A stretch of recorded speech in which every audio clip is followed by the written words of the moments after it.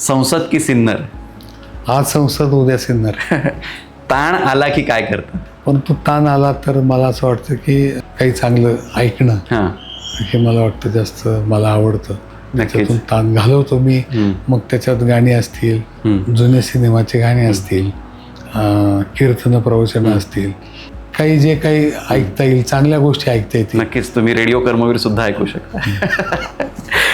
कोणत्या नेत्याकडून सर्वाधिक प्रेरणा मिळाली आहे? नेत्याकडून प्रेरणा म्हणून नाही, पण आज मी जे काय आहे ते याच्या पक्षामुळे आहे. अच्छा तर मला वाटतं बाळासाहेब ठाकरेंच्यामुळे मी आज विधानसभा पाहिली अच्छा. आणि लोकसभा सुद्धा पाहिली. मला वाटतं कृतज्ञता ते व्यक्त केली पाहिजे. नाशिकसाठी एक स्वप्न?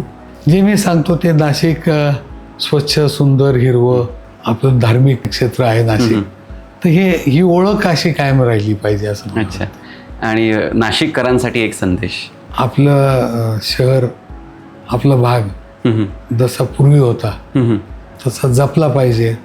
तो आपण जपून ठेवूया आणि ते जपण्यासाठी आपण सर्वांनी प्रयत्न केले पाहिजेत, सर्वांनी मेहनत केली पाहिजे. मला वाटतं आपण सर्वांनी एकत्र येऊन आपलं नाशिक जसं पूर्वी होतं तसंच आज जपलं पाहिजे. तसंच आपण पुढच्या पिढीच्या हातात दिलं पाहिजे.